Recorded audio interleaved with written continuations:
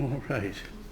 Well, don't worry about this terrifying handout with its 7-step construction, but some of the steps have multiple steps and some of them have more, because I just put that stuff on the handout so I wouldn't have to write everything on the board and worry about all those details, so we'd have them if and insofar as they mattered. What does matter is the project that this is in aid of, thinking about singular terms and predicates from an inferentialist point of view. On the face of it, as we were reminded last week, it's clear that subsentential expressions can't have the same kind of conceptual content that sentences do, because they can't serve as premises and conclusions of implications. They don't, but we saw that there's a way around that. We can think about substitutional relations among sentences. On the syntactic side, the difference between what's substituted in, what's substituted for, and the substitution frames or remainders that they define. And on the semantic side, look at substitution inferences or substitutional implication relations, where the premise and the conclusion of the implication are substitutional variants of one another. And we saw you can say a remarkable amount about semantically significant subsentential structure that you find substitutionally, and the argument was if you use a substitutional scalpel to dissect your sentences, you're going to end up with singular terms and predicates on pain of not being able to introduce sentential logical vocabulary to codify reason relations in the language. So, well and good, but that the conceptual apparatus, the way of thinking about substitution in the what are singular terms and why are there any argument, depends on your starting with two kinds of expressions. You've got what's substituted in, and you've got what's substituted for. And though the end of the story is to discern semantically significant subsentential structure that is not subsentential expressions, that is, the end is to define complex predicates, which, as Dummett says, unlike simple predicates and terms, are not parts of sentences, but patterns in them, what Frege talked about as functions, and I suggested you should think about as equivalence classes of sentences. But you do start with sentential sign designs, and then the picture is in the construction of those sentential sign designs by concatenation, you must be able to recognize substituted fors and be able to tell of two sentences that they're alike in general, but in particular different in that a substituted for in the one has been replaced by a different substituted for in the same place, or something like that, in the same place in the simple predicate that you're concatenating here.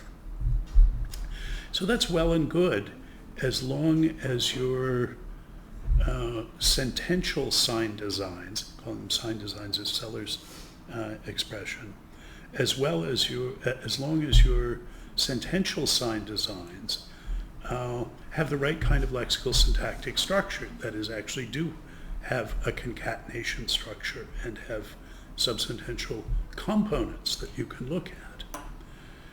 But suppose they don't. Suppose you've got sentential sign designs that don't, in that sense, have any subsentential components. How are you going to use this subsentential apparatus to understand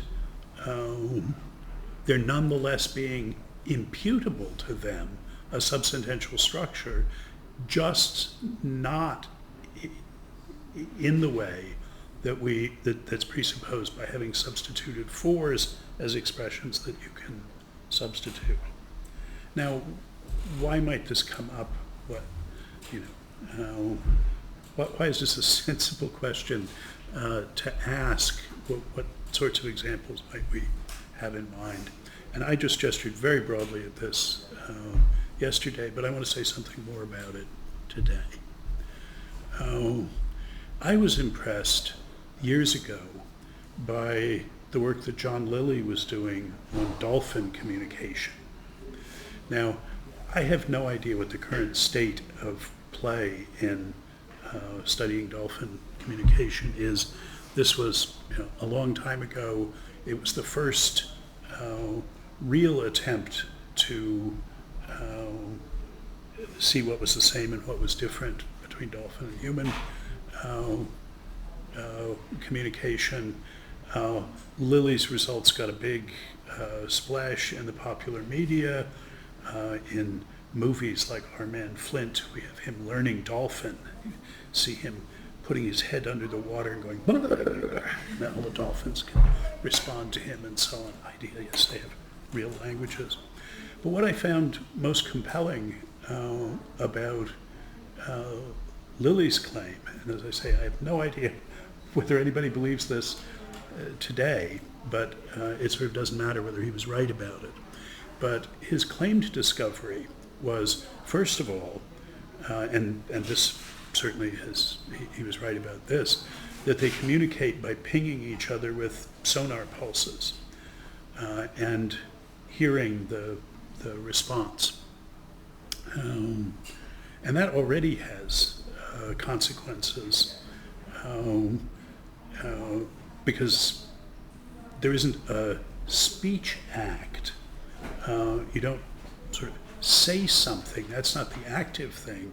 The active thing is the listening, pinging somebody, sort of asking, how is it with you? But second thing, Lilly found that the surface of dolphins is transparent to these sonar pings, that what they're really getting information about, what the sonar pings are bouncing off of, is their internal organs. So that to say something in dolphin, as Lilly was understanding it, is to wrench your guts into a particular configuration, which, if anyone cares to know how it is with you and pings you, then that conveys information. And you can imagine how a system of communication like this could have evolved if the internal organs of a frightened dolphin or an injured dolphin or a sexually aroused or receptive dolphin are different from other ones. That would be a good thing for other dolphins to be able to know.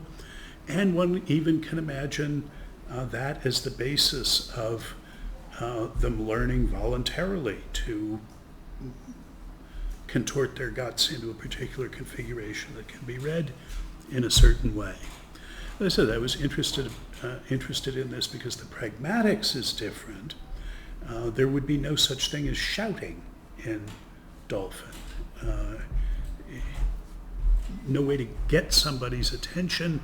The activity, as it were, is all on the part of the audience rather than the speaker. All you can do is be available to be pinged in order to say something. But suppose they have a full-blown language based on this. Then to utter a sentence, to assert a sentence, to commit yourself to a sentence is to contort your guts in a certain way, which may or may not be picked up. Well, you can say something and maybe nobody's listening anyway. That's not completely unfamiliar. But what's the internal structure of dolphin sign designs? What counts as the pieces of a dolphin sentential utterance that is a reconfiguration of their guts.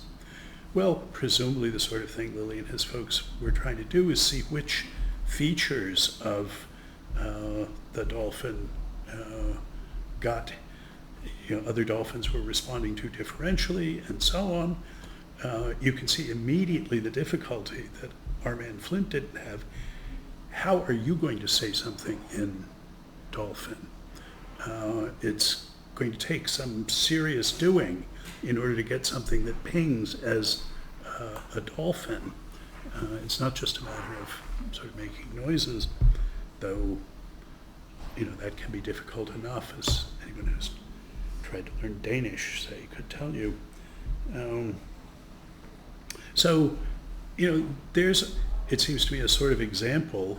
I say I don't know whether it's a real world example. This was the theory 40 years ago of how dolphins worked. But if they do, how are we to look for the subsentential structure of it? We really have no idea what counts as a piece of it. A significant difference, yes, between one gut-wrenching and another, but nothing like a piece that you could say, okay, and I see of these two gut-wrenchings that they're exactly alike, except this one has this piece. But in a concatenated thing, that makes sense. In this three-dimensional, presumably four-dimensional structure, we just have no idea what the significant subsentential components, what that even might mean, never mind what they are. Say parenthetically, I found these sort of science fiction-y, did I say for the points of this, it doesn't matter how it actually is with the dolphins. This is a perfectly intelligible story. I found these science fiction-y things useful in philosophical thinking in a number of ways. I'll just mention one for sort of compare and contrast purposes. Is when I was a kid, I read a story about creatures who were quite different from us. They were had a silicon-based chemistry instead of a carbon-based chemistry. Silicon has 5 sort of hooks on it instead of the 4 of carbon, but it has an organic-like chemistry that goes with it. And these creatures lived on asteroids where there was very little gravity and no atmosphere. But their sensory apparatus could receive and distinguish molecules in the way in which we smell. That is, they had a bunch of receptors, and if the molecule fits into the receptor, it would sort of click in and register for them, just the way our olfaction works. Except they had a sensory screen of these receptors, and because there was no atmosphere, when a molecule would sort of boil off a hot surface, it would move in a straight line. There was nothing to deflect it. And so if you had a screen like a retina, you could get images on it. There was occlusion, there was perspective. If you had 2 of them, you could. So this was a description of how smell could be like vision, in that there could be images. You could see the sort of binocular images, but it isn't colors, it isn't electromagnetic radiation that they're getting. They're getting chemical structures of particular molecules in the way in which our smell does. So here's a way of thinking about how there could be olfactory images. I found the science fiction-y setting of it a useful way to think anyway about that. Make-believe kind of perception. We don't know any actual examples of it, but it sort of doesn't matter. Okay, that is sort of neither here nor there, that particular example. I just mentioned it. It belongs in a box with the dolphin example here. But suppose for another example, besides the dolphins, of sentential sign designs, the things, the production of which has the significance of assertions, that have no useful internal structure.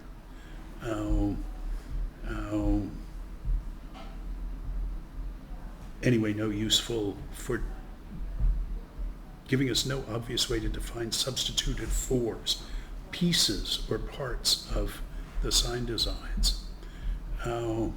Suppose you've trained a neural network, a parallel distributed network, maybe with a backpropagation algorithm. You've trained it to manipulate sentences, and it does so. It'll light up with sentence number 12 to assert that, but that lighting up is indicative of its internal state, which is a set of weights and activations between all of the different nodes on the network. Well, that's sentence 12, and there's another set of weights and activations that is sentence 417, and so on. I mean, that's the way these things work. But now what's the relevant syntactic structure of those sentential utterances?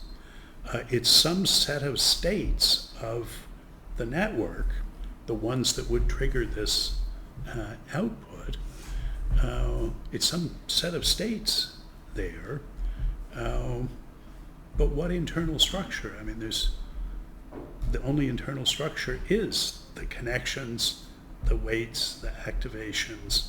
That's really all there is.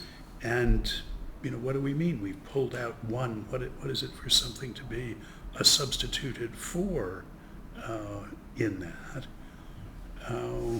It's not clear how to apply our substitutional scalpel as we've described it so far in the case of sentential sign designs that don't have any structure of the right kind, that are just structured very differently. This suggests, well, and I want to say, nonetheless, you ought to be able to use sentential sign designs like that to talk about objects and their properties and relations. The notion of substitution gives us a way into that, but the notion of substitution that we've been using, the one that is rich enough to give you the result of what are singular terms and why are there any, that's too concrete. It requires substituted fors, which is what we're imagining situations where we don't have. What we need is a more abstract, more functional notion of substitution. What is this relation between sentences such that one is a substitutional variant of the other? What are the features of that relation that the capacity to use substitution in that sense in order to impute semantically significant subsentential structure? What are the features of the substitutional variance relation that are crucial for being able to do that? So this is something that I worried about sort of qua inferentialist before having the more exact conceptual analysis that we talked about last time of sort of how the substitution works. And pretty soon after having written this paper that I put in the supplementary, whatever, called Singular Terms and Sentential Sign Designs, I discovered that somebody actually had worked on this very problem, namely Bas van Frossen, and he's a much better logician than I am and has a much more elegant and mathematically satisfying solution to this. In his informal treatment of it, he explains his motivation by saying he wants to know how angels think. And angels, in the story, don't have any matter. They're pure form, and so they don't literally have any parts. And so their thoughts don't literally have any parts. So how would angels be able to think about, well, each other, about objects and their properties and relations? And von Frossen starts with just stipulating that there are substitutional transformations that take you from one sentence to another. That's what he begins with, and gives a sort of formal characterization of those. But basically, he's looking at the universe of all of the involutions of the space of sentences. So all the ways of mapping those sentences onto themselves or onto other sentences, and says, well, we've got a set of these which are the substitution transformations, and the job will be to index those ultimately to say which term you're substituting for which term in that particular mapping. Now, what he's doing, which is, I believe, well, I have a quibble with one piece of his construction, but basically I think his construction works, but it doesn't help us terribly much, because semantically he starts with a lattice, and that builds in all kinds of structure, and furthermore the language that he's seeking to impute includes already logical vocabulary, the quantifiers and identity symbols. Whereas putting on my logical expressivist hat as opposed to just the semantic inferentialist hat, I want to impute structure to a base vocabulary that doesn't have any logical vocabulary in it yet, and then see how to introduce quantifiers to codify the substitution inferential significance of predicates, everything that walks moves, and identity locutions to codify the symmetric intersubstitution licenses, inferences, I should say, because that's what identity locutions do.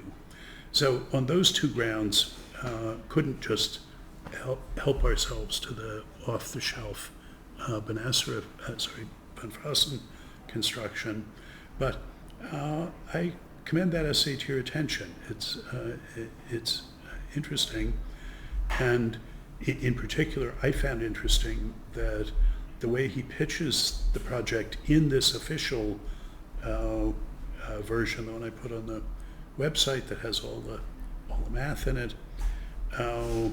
He says there, people have focused on external semantics, that is the relation to the outside world. I want to concentrate, von Frossen says, on internal semantics, the relation between meaningful things and the people who use them. And he sees this as an effort, as an exercise, what he's doing in that essay, as an exercise in internal semantics. Well, I think what he means by internal semantics is just what I mean by pragmatics. And we're looking at the pragmatics that underlies a certain semantics. There is another tradition that, if you squint a little, can be understood to address the same problem. And this is the tradition that culminated in combinatory logic. And it started with Schoenfinkel, and I also linked to the first English translation of the Schoenfinkel essay, which comes with a really enlightening introduction by Quine, who puts it into philosophical space with stuff that happened afterwards and so on. And at least that Quine, I recommend that you read. But Schoenfinkel wanted to explain away variables, and that's the title of one of Quine's essays, Variables Explained Away. Can we do operations on sentences that will let us reproduce the whole of first-order predicate logic with quantifiers? And there are various ways of doing it in combinatory logic that, as far as I can see, is just a different approach than a substitutional approach. It looks at operations you can perform on sentences to produce other sentences, and says, well, what kinds of operations do we need? If you give me these three kinds of operations on sentences, I can reproduce the inferential relations of singular term and predicate structure. So one thing I would really like to understand is what the relationship is between that way of imputing semantically significant subsentential structure based on things at the level of sentences and this substitutional tradition that's the one that I'll be speaking in. Yeah, John. This might go into irrelevant stuff, but do you mind if I ask what the difference is between Quine's predicate functor logic and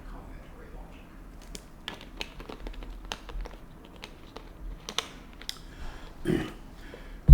Well, no, but Quine says what it is in the last paragraphs of that introduction. Basically, he thinks Schoenfeld's scheme is too expressively powerful. It doesn't just get you the first order predicate calculus, it gets you set theory. And set theory has its issues. In particular, none of, this is as per Quine, this is what he says, and he's writing this in early 60s.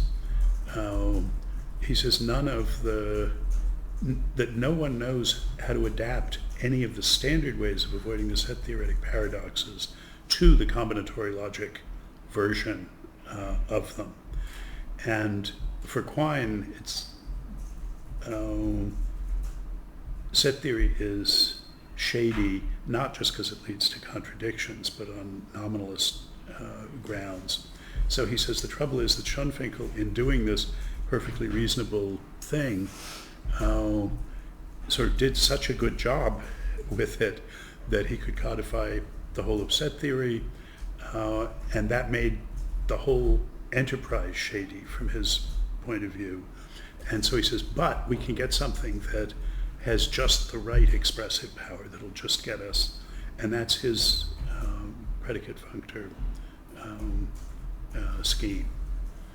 And I'm confident that there are deep and illuminating connections between these things, but I don't understand either side of it well enough to say any more than that. So, please find out what they are.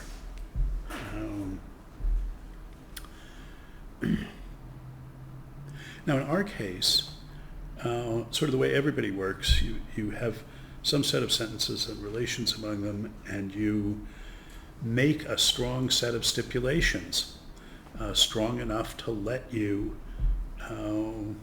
discern substitutional relations among them that are strong enough to reconstruct everything. And so in a way it should be easy, because you just, whatever you need, just stipulate it. At least to show that this can be done, that's sufficient. And then you can work on a way of doing it that is more conceptually enlightening or clean or whatever.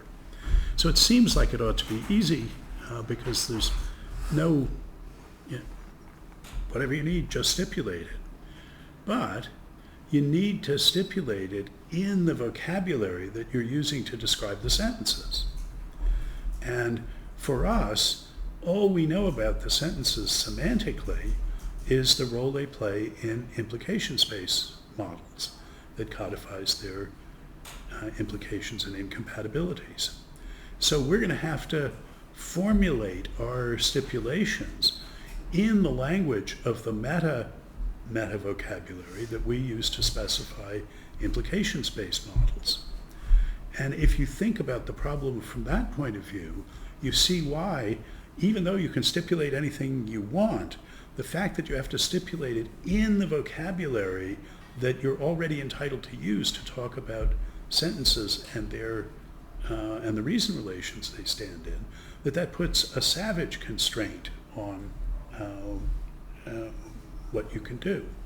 So think about, if you think about the implication space models, from one point of view, all you've got is a set of points, the candidate implications, and a distinguished subset of them. The good implications according to that model. That's all you've got. And on that basis, on the basis of such a model or a set of such models, because they all use the same space, right? The space that's generated from a lexicon of sentences, and the space is just the set of all ordered pairs of sets of those. So those are common to all the models. They just differ in which subset they treat as the good ones. That's what you've got to work with. Some set of models, and you say, well, those models, I'm going to call them a dissecting set of models. That set of models, the reason relations that are codified in it are sufficient for us to impute subsentential structure to the sentences. But think about this, it's just a set of these points in the space, and what we have to do is attribute subsentential structure to every sentence in the lexicon, so that we can say of some one of them, well, this is a 17-place predicate in which it applies the same term to all of its odd argument places. That's the sort of thing we have to be able to say about that sentence wherever it appears in any implication in this space, any candidate implication in this space, based on some set of implication space models, that is, some set of reason relations. Well, a set of sets of reason relations, which intuitively are going to be the ones that hold in virtue of substitution, the substitution inferential relations. So we'll look at the models that contain substitution inferential relations, and we say, oh, well, if you focus on those, you can see what the subsentential structure is. So it's a tall order to use these very spare raw materials, what's given to you by the implication space semantics meta vocabulary. That tells you what you can say about sentences. To use that to impute the full subsentential structure of terms and complex predicates that you need in order to introduce quantifiers and identity. So I've been trying to motivate the general task. If you're going to be a xenolinguist, the one that they call when we get a close encounter of the third kind, to try and figure out about their language. Well, what if they're like the dolphins? What if they're like the neural networks, and their sentences just don't come with parts in the way in which our perspicuous, modeled on the written language utterances do?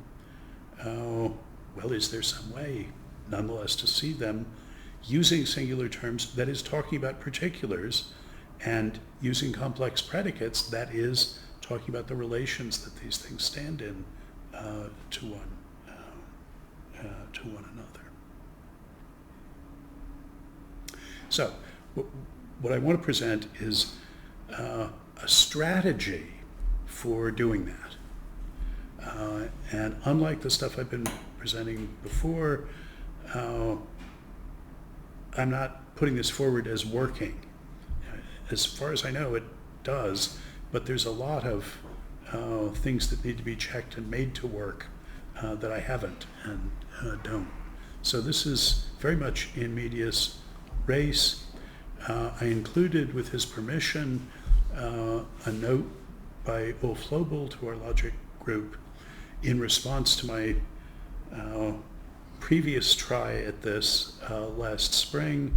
I had written a piece with a construction not unlike the one I'm doing here, and he said no, he thought it needed to be done differently, and responded with this sort of off-the-cuff note. So it's not a a publishable piece or anything like that, but I thought it would give you a sense maybe of the kind of to and fro in the logic group as we try and sort these things out.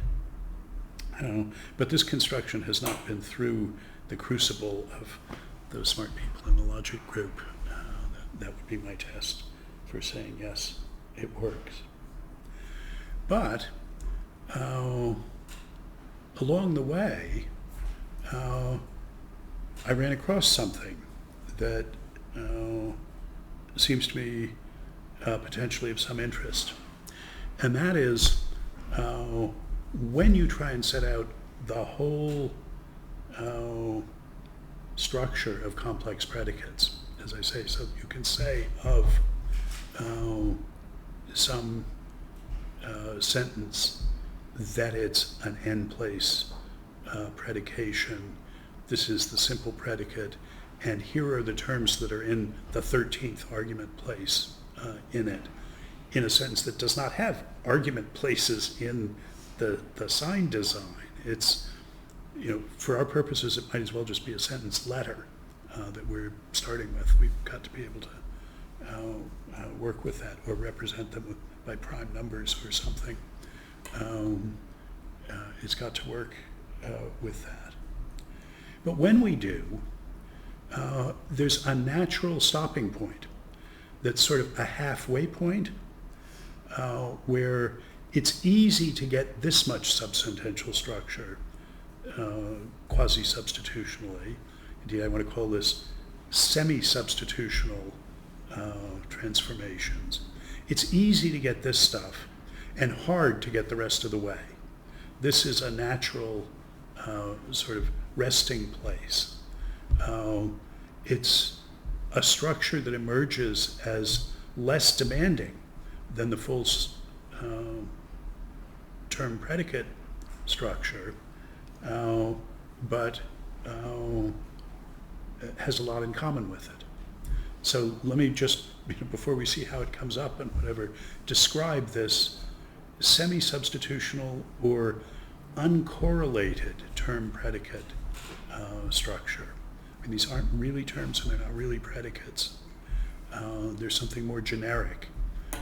Everything that's true of the real, of these things is true of real terms and predicates too, but these don't have the correlational structure that terms and predicates do. So what you do have in this case is you can pick out what corresponds to simple predicates, the things that are common to all the substitutional variants of a sentence, where we're not worried about the cross-reference between the argument places. So this is what all the sentences about who admires who have in common, that isn't distinguishing between the self-admirers and the rest of them. It's just, is admiration involved here? The simple predicate in Dummett's sense would be the actual part of the sentence before we've seen that different complex predicates can correspond to it. Those simple predicates are just sets of sentences. So what you can do is impose an equivalence relation on the sentences. You define the equivalence classes of sentences, and those are the ones that share a simple a simple predicate. So that much you can do in the semi-substitutional case. And you can define a set of terms. And the terms are just sets of sentences, intuitively the sentences in which that term occurs. And you can say which terms occur in which sentences. Well, that is to say, which sentences are elements of which term sets. So you can even assign adicities to the sentences or to the simple predicates in them, because if you look at all the sentences that are equivalent, predicate equivalent, simple predicate equivalent, and you look at what terms are in each of them, some of them have more than others. And the ones that are maximally term diverse, well, that's how many places there are to put arguments in the sentence. So you can even say, look, these sentences have got a 3-place simple predicate in them, and these others have a 5-place simple predicate in them. But what you don't have is the correlation between the sets of sentences that are simple predicates and the sets of sentences that are singular terms in this. You need cross-referencing between them. What correlation is von Frossen's term for this, but I think it's a good one, in order to get the full structure, because at this semi-substitutional level, all you get is what I've described before. You get the sets of sentences that are the simple predicates, the sets of sentences that are terms, and that means you can tell what terms occur in which sentences, as well as telling which predicates do. But if you know that these two sentences occur in this triadic sentence, and there's actually 2 different or 3 different triadic sentences that just have these 2 terms in them, but there's no way to say sort of what positions those terms go into. Is it like P-A-B-A, or is it like P-B-A-B, or A-A-B? And it's not just that you epistemically can't tell. The structure that you're looking, the relations you're looking at among the sentences does not settle those issues. And so here is a kind of subsentential structure, which is, in broad terms, substitutionally discerned, that is not subject-predicate structure. Now, we might ask, well, how is that possible? I thought the argument from what are singular terms and why are there any was supposed to show that if you use substitutional Scalpel to impute subsentential structure, it had to be a term predicate, well, on pain of various kinds of serious expressive impoverishment. Well, yes, that's if you have genuinely substitutional transformations. And the point is that the way you get to this halfway house is that the things aren't fully substitutional. They only have some of the functional properties of genuine substitution transformations. But it's a simple set of properties that sort of hang together and give you this intermediate structure. So I found this interesting. Well, what would languages that were like this sort of be like? But also you might ask, well, what would a world look like that was properly talked about by a language with this subsentential structure rather than our full subsentential structure? I mean, I think the way to think about it is in terms of the use of the sentences, that you'll only boggle yourself if you try and think about this coming from the metaphysical side. And my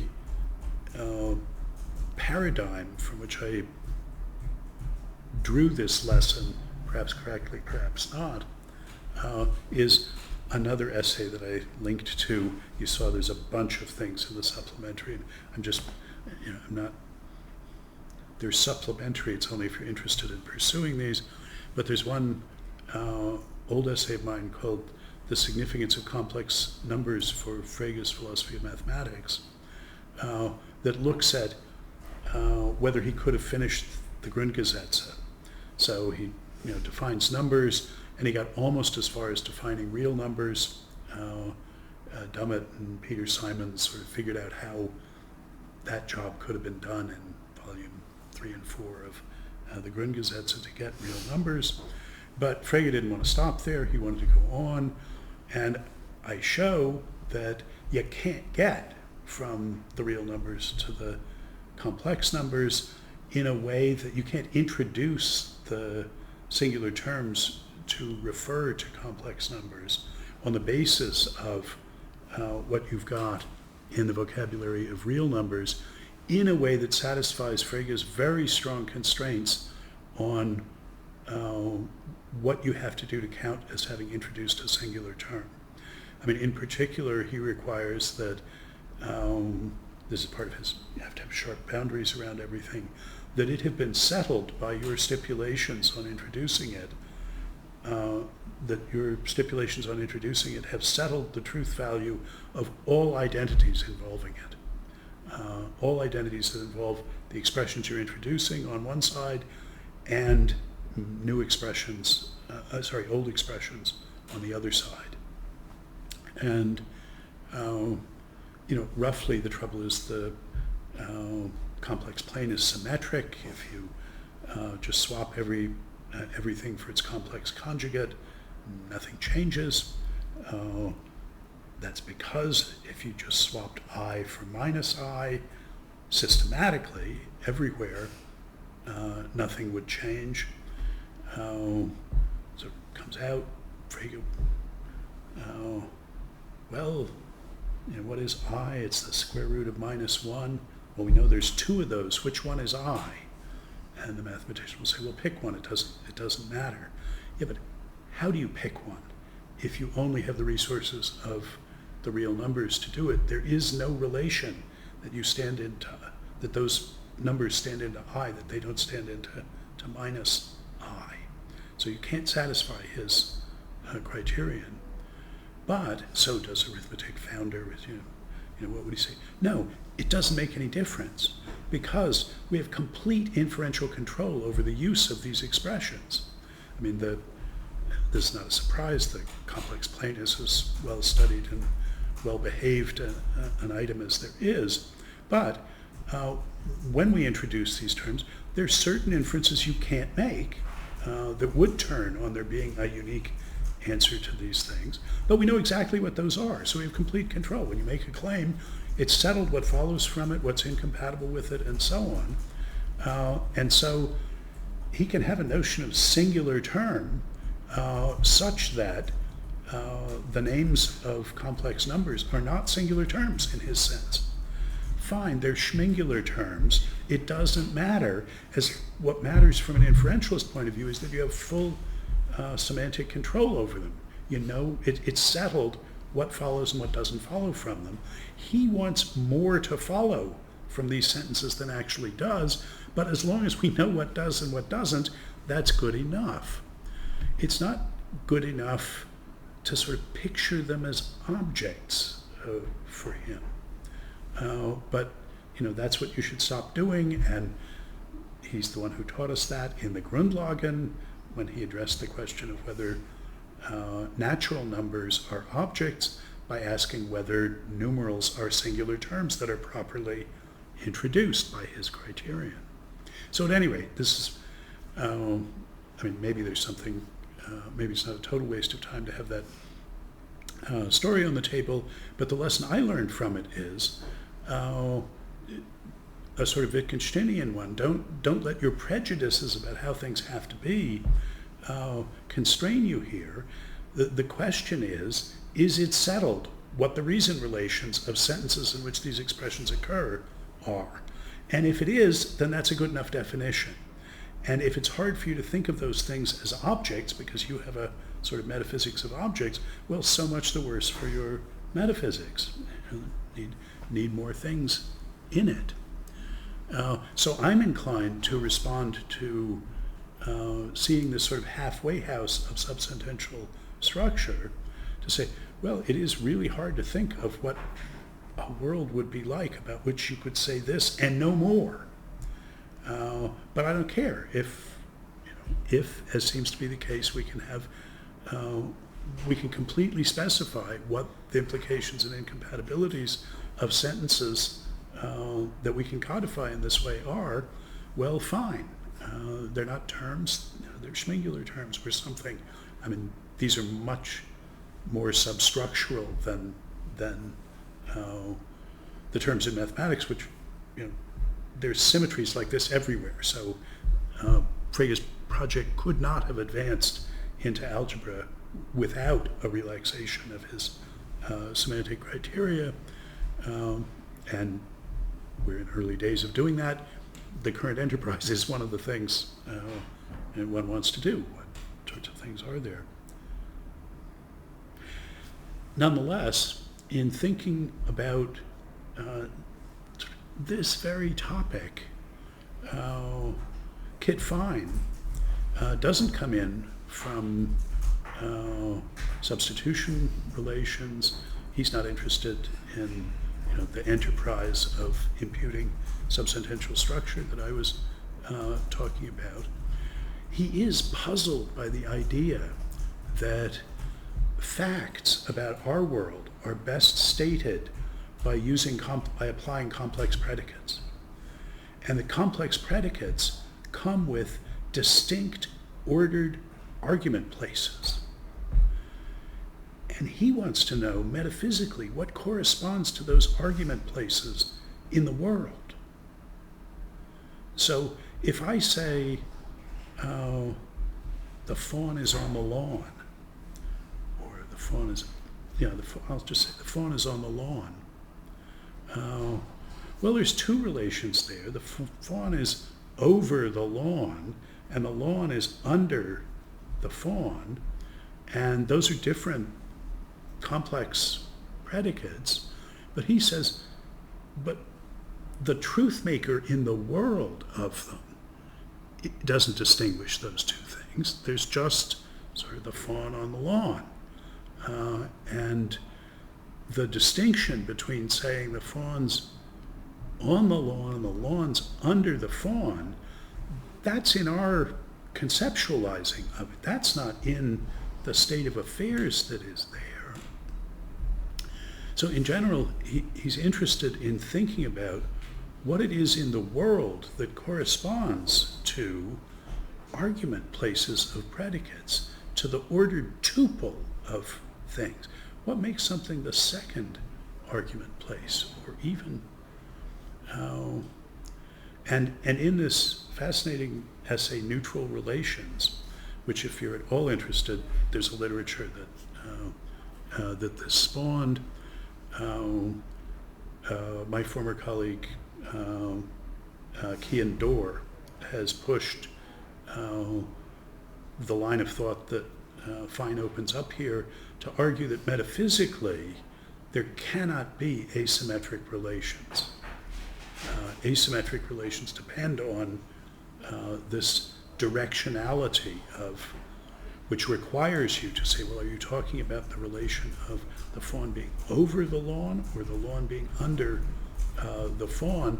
Just, no, that notion of the relations being asymmetric turns out to be unintelligible when we press on it. And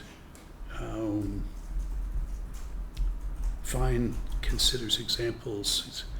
Well, surely it matters whether Romeo loves Juliet or Juliet loves Romeo, or whether they both do.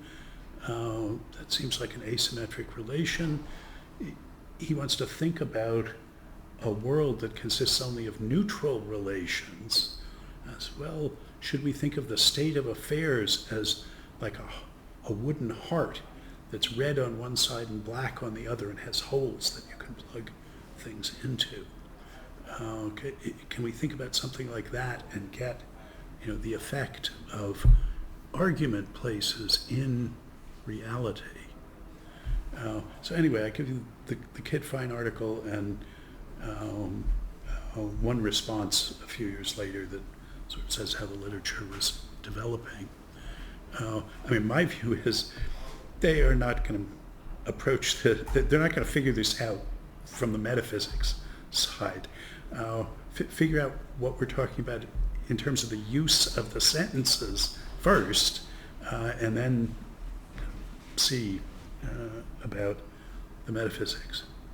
At any rate, it's against that sort of background that I find this halfway point that I'm going to describe, where you can straightforwardly get some predicate-like properties and some term-like properties, but not enough to, for instance, distinguish the argument places. Well, this is how you would speak a language that didn't commit you to asymmetric relations, for instance. But we can actually study what follows from what in this halfway house. So anyway, that's saying even if you aren't moved by the motivation for the large project to try and think in broadly substitutional terms about the decomposition of sentences, where the sentential sign designs are not composite. As far as we're concerned, they're just numerically different from one another, but they stand in different relations to one another according to any set of models. You can of implication-based models, you can tell them apart, but that's our representation of the relations they stand in. Well, now, how can we think of them nonetheless as having semantically significant subsentential structure that doesn't correspond to a part of them? We want to do for everything what we did for complex predicates, right? The complex predicates were just patterns in the sentences. And that pattern was a way of talking about relations between the sentences. So a pattern exhibiting the simple predicate admires, well, that's an equivalence class of all the sentences that have that in it. And there we can pick it out because we can see that part in it. But functionally, we're just getting a set of sentences that stand to each other in a certain set of relations. And we can get predicate-like and term-like notions. Another way of thinking about it, about the motivation, is that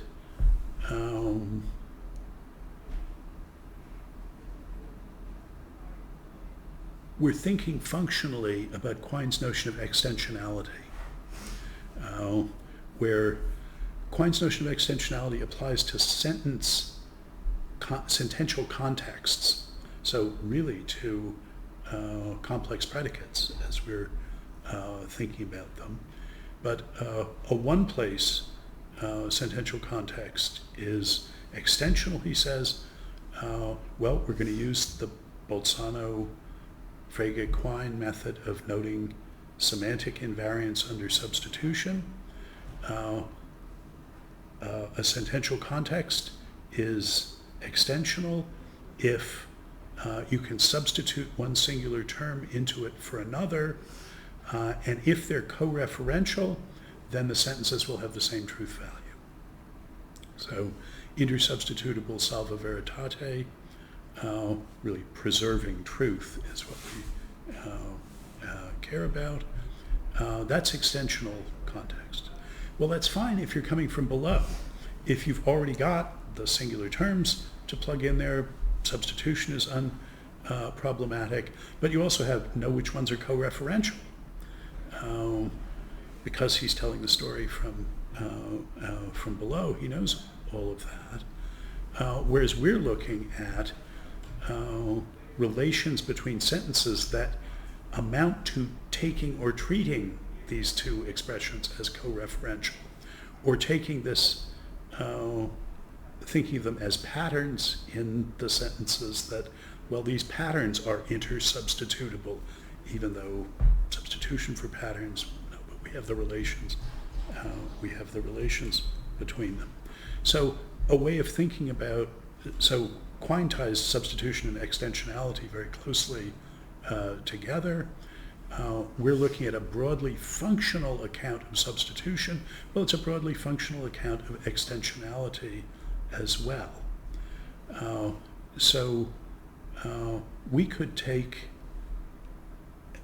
but we're thinking about this from the top down. So we start with a highly intentional, with an S, notion of two sentences being intersubstitutable salva consequentiae, that you never turn a good implication into a bad one by substituting one for the other. That's a well-defined notion in our scheme. Those sentences would have the exact same ranges of subjunctive robustness, and so would have the same conceptual content, according to us. Now, that's too strong a notion to treat as the extensionality notion. And if you look at that note of Ulf's responding to my efforts of last April or May, that was the notion I used. I used intersubstitutability of sentences, salva consequentiae, and he pointed out this was not going to get us a good notion of extensional equivalence, which is what we were after. I think that's right, but we also could define a weaker notion of intersubstitutability, which is being intersubstitutable salva consequentiae, but just in some subset of all of the implication space models, where you'd look at the intentional notion would be looking at a larger set of implication space models, and something like that is what I'm going to do. Okay, I mentioned the fine puzzlement about the ontological reality of argument places and the relations between them, that we know it's sufficient to see them as coming in an ordered tuple. That gets enough structure. But maybe you can share his boggling as to just what it is in the world that corresponds to that. It can't be entirely syncategorematic. If you asked, well, what corresponds to the, in this notation, we only have one pair of parentheses, where in this other notation that's equivalent to it, you actually use two sets of parentheses. Now, how is the world? What corresponds in the world to those parentheses? And is there one set or is there two in the world? We'd say, no, you're confused about the role those parentheses are playing in our notation. They don't stand for anything in the world.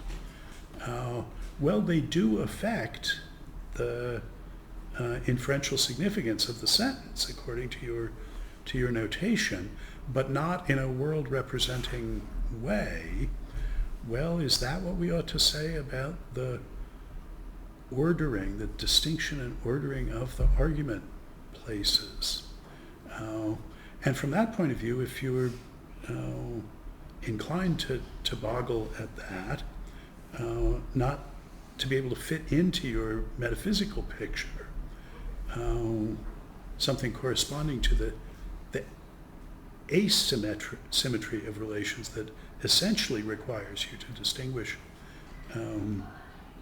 different argument places. If you're puzzled the way Kit and Kian are, that's another reason to be interested in this halfway point where you don't have argument places. Though you have being a three-place predicate, but you don't have argument places in that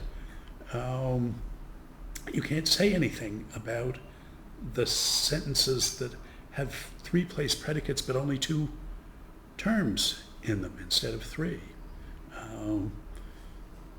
Which argument places is one of them repeated in? Which one is repeated? There isn't an answer to that in this halfway house, and yet we can keep inferential control over these sentences. We can say what difference the occurrence of one of these simple predicates rather than another means. So that's just to say that even someone like Kit or Kian, who aren't motivated by the sort of inferentialist puzzlement about what semantically significant subsentential components could even be. What role does something have to play to count as semantically significant, but subsentential? Even if you're not puzzled about that, there's another sort of ontological route into it. So, that's all the important stuff.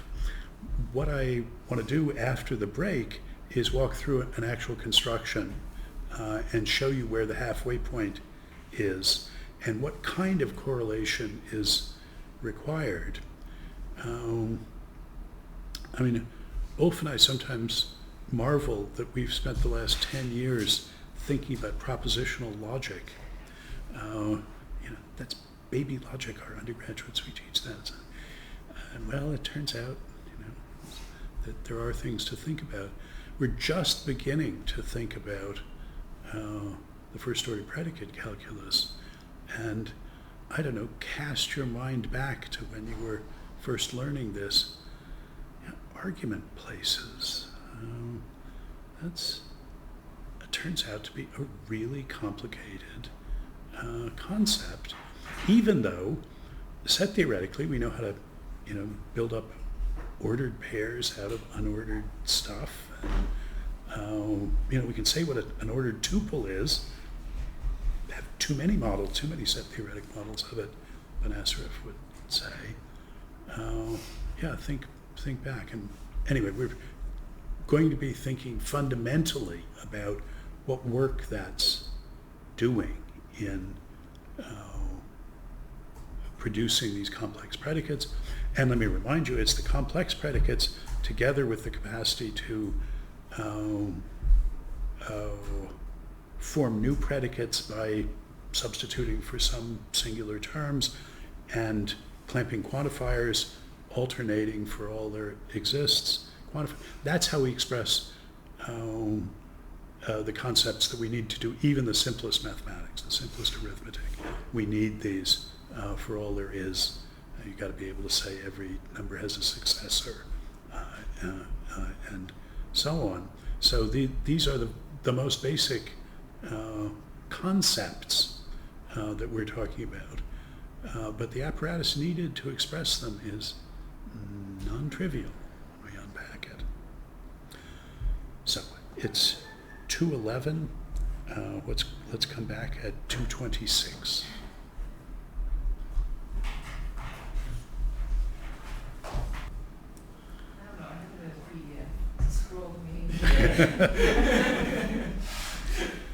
Okay, so I want to talk about how you might actually go about doing this. And, this is fussy and you don't need to worry about the details unless you get caught up in it.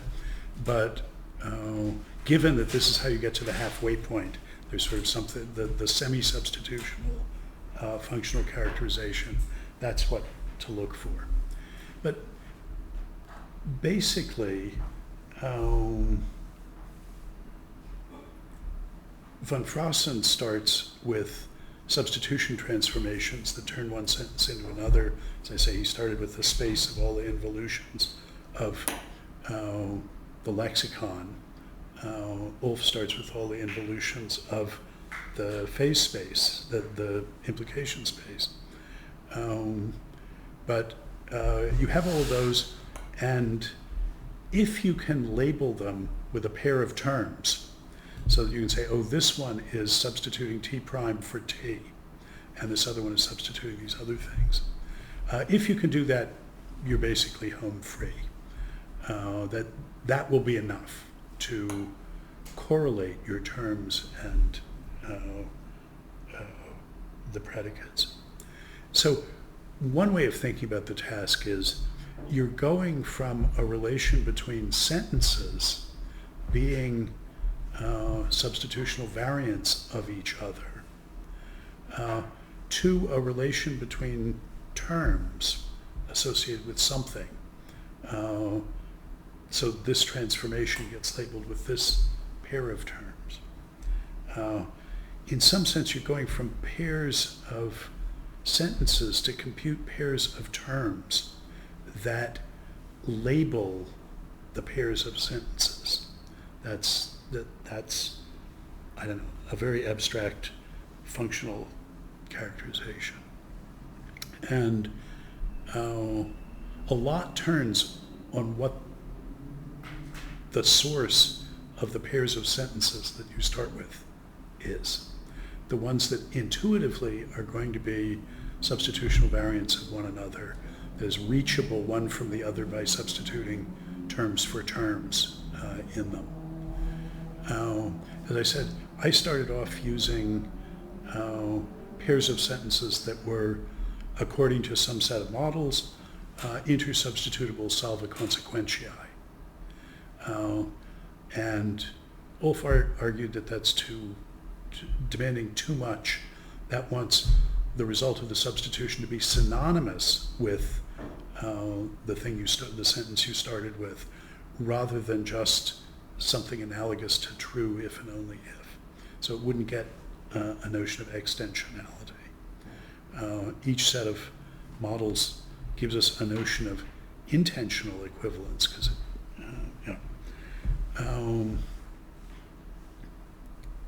so what I try, and I think that the construction I'm going to sketch, certainly something with the structure of this construction, I think will work for any set of sentence pairs that you start with. It's just we're looking for semantically significant subsentential structure.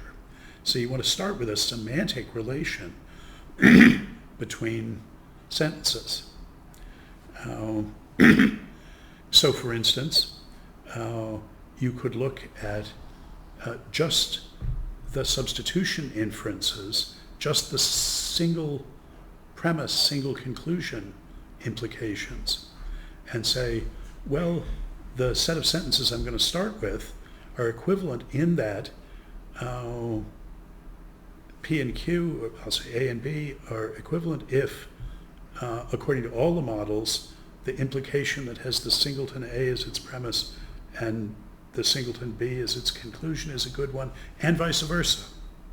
If that's true in all the models, then according to those models, these are extensionally equivalent, even though that doesn't mean that when you combine them with other sentences, they'll still be interchangeable. But being interchangeable just in these implications, well, that's indicating something about their semantic content. They are interderivable. Still, since we'd like this to work in the substructural, at the sentential level, that is where you don't have monotonicity and so on, how much do you learn about the semantics of a sentence by knowing that? On the other hand, maybe you know enough about it to know what its subsentential structure is, and that would be sort of good enough. At any rate, a generalization of that, we typically only look at implication space models that satisfy containment, which says if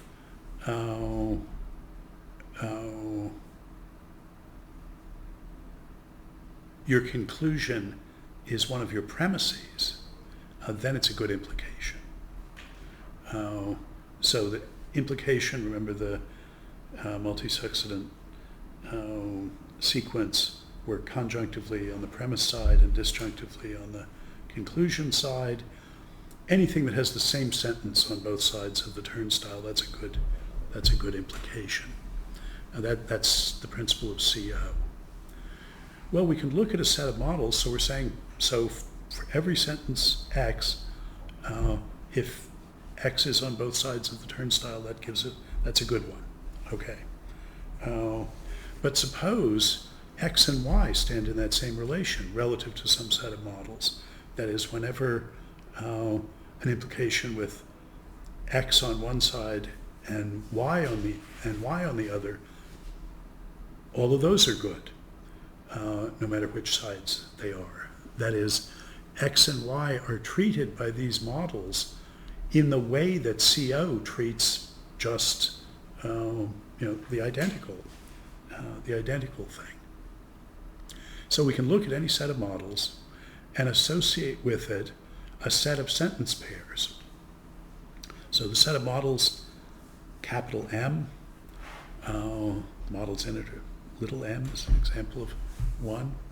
And with each model, M, we can associate the set of sentence pairs such that all the implications that have one element of that pair on one side of the turnstile and the other element of the pair on the other side of the turnstile, those are all good implications. It does not follow from that you can substitute the one for the other in any other context than that. So usually things that appear as premises don't appear as conclusions. And this is not saying that you can substitute X for Y as premises, solve a consequentia. It doesn't speak to that. But it is saying semantically there's this important way in which these are the same sentence, or we'll count them as equivalent. As I said, this machinery, you can plug in different semantically selected sets of pairs of sentences into this, but that's the one I'm trying now.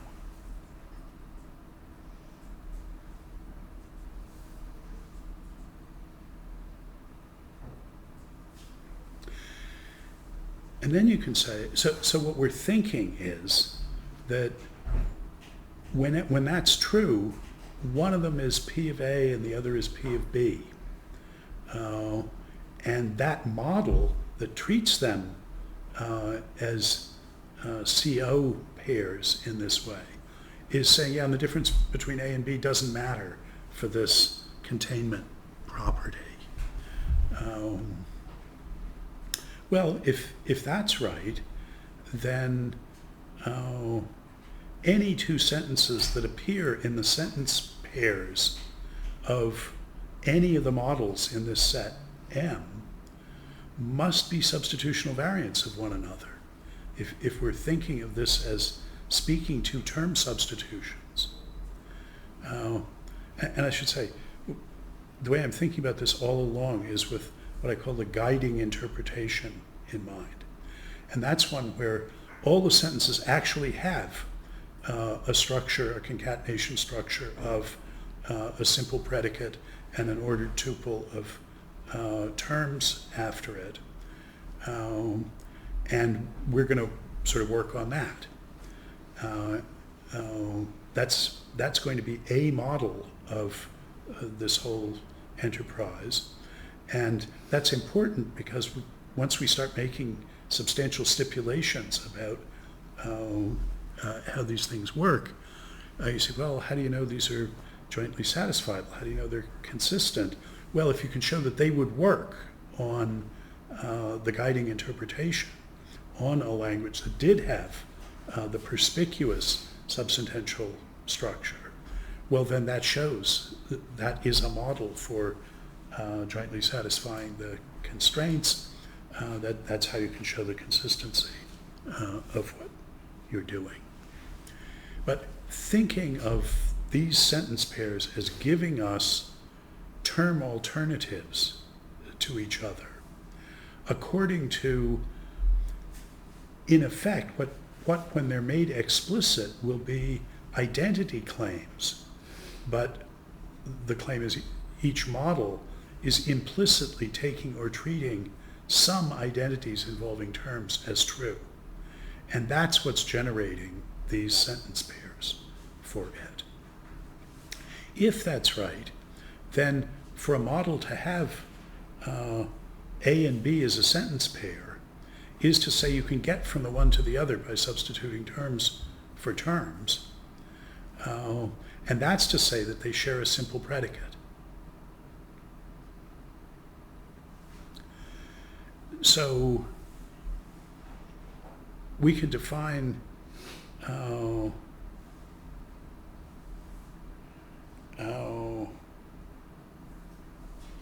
an equivalence class, an equivalence relation between sentences relative to a model set, capital M.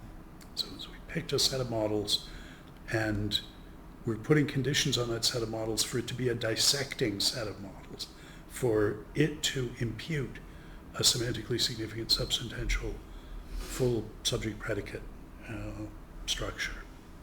So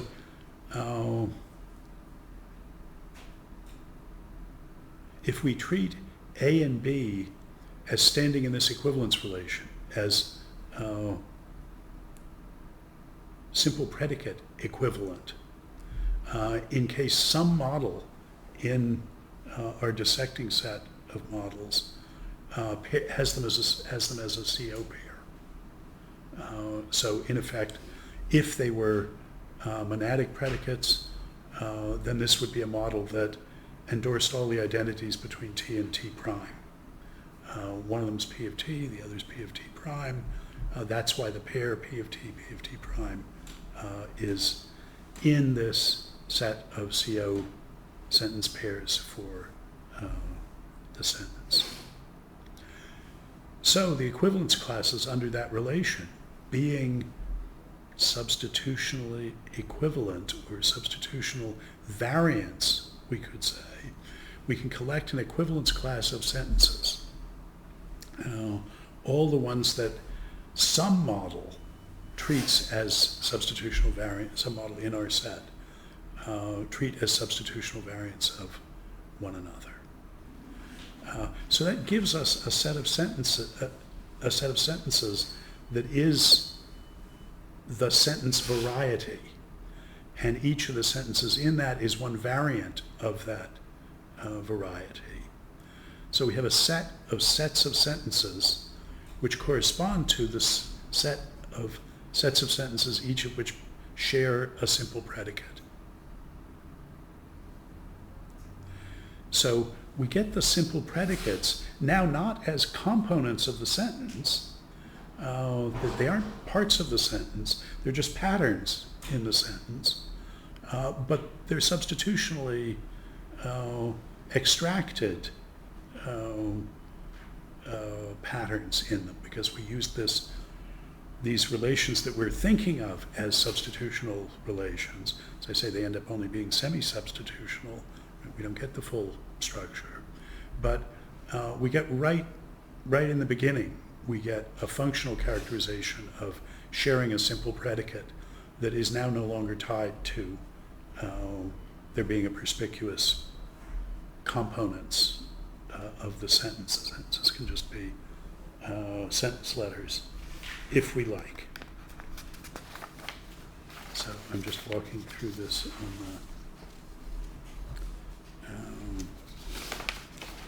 the handout here.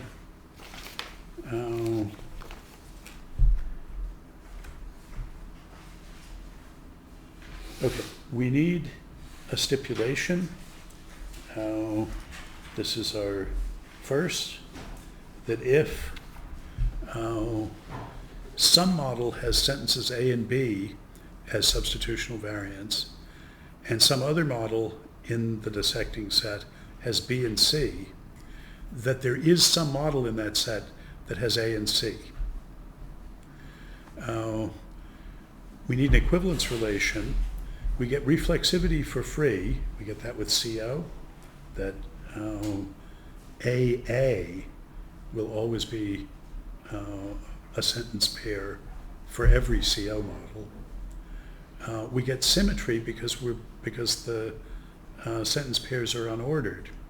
They're just pairs.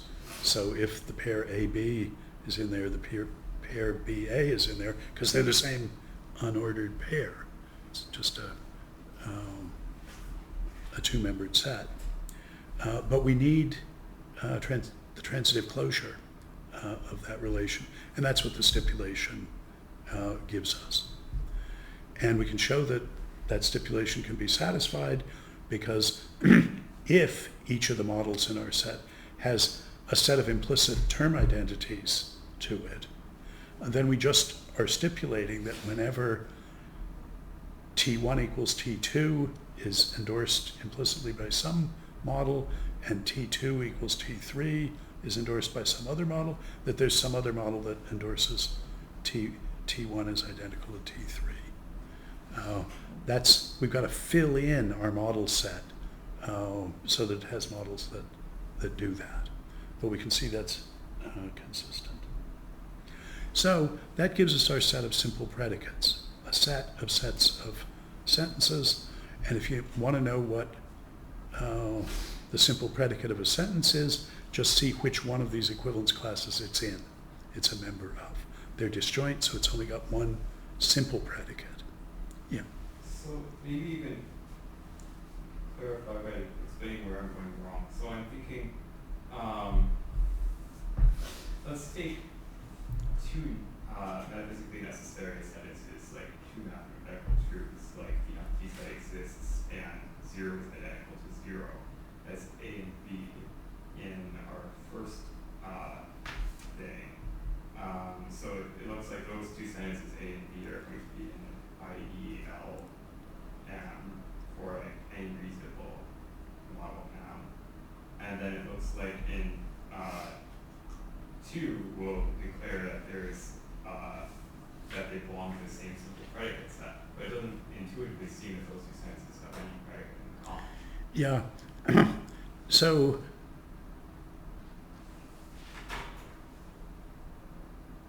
it's hard to know what the rules of the game are at this point. I mean, we're thinking about each of these models, about the sentence pairs in it, really being the result of a set of term substitution transformations that the thing has got. That's not all of the implications that are involved by any means. So there's going to be, for any set of term identities, there's going to be many models that endorse just the same term identities, but have other implication relations. One of them takes moving to follow from walking, and the other one doesn't, for instance. So all of the relations between the complex predicates that we'll eventually see underwrite implications, which are not underwritten just by substituting one term for another. So we're only looking at one subset of the good implications. But the idea is we're looking at a subset of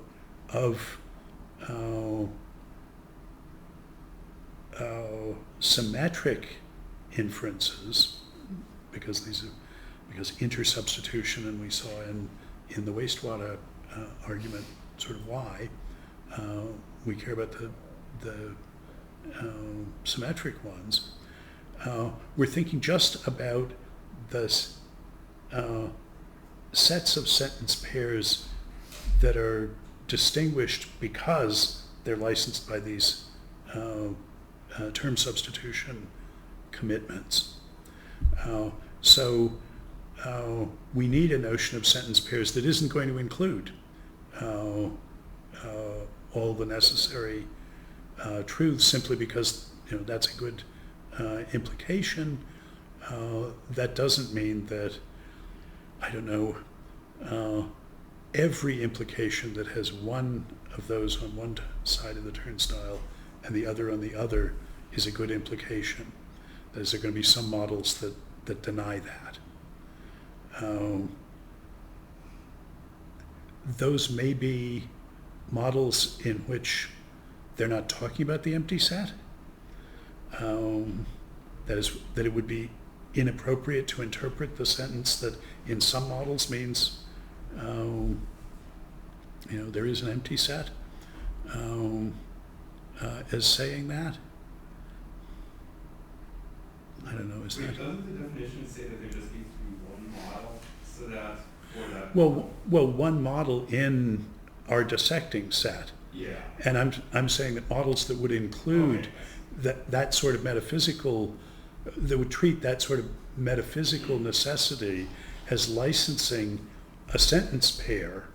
We can't have those in the dissecting set. I mean, what we're aiming at is a set of stipulations on these sentence pairs that's sufficient for our decomposition, but that we can make entirely in these functional terms.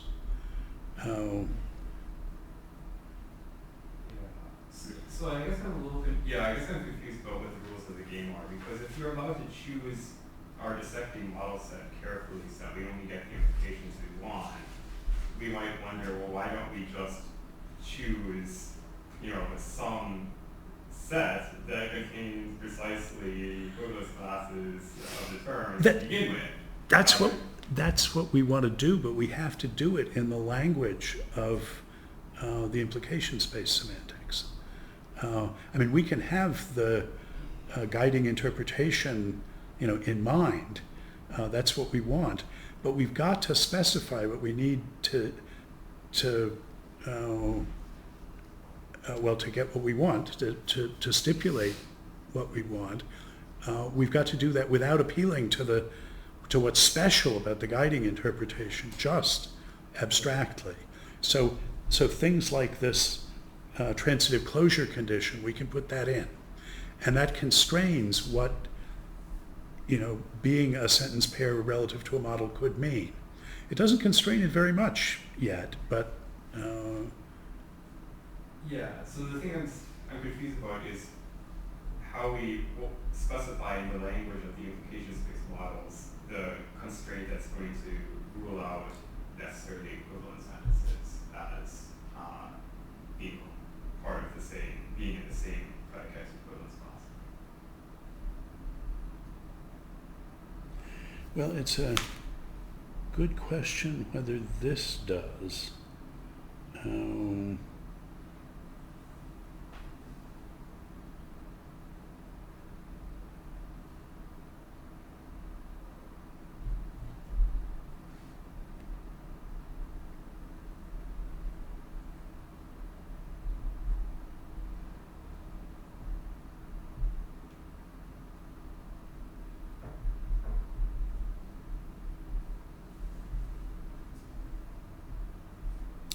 I don't know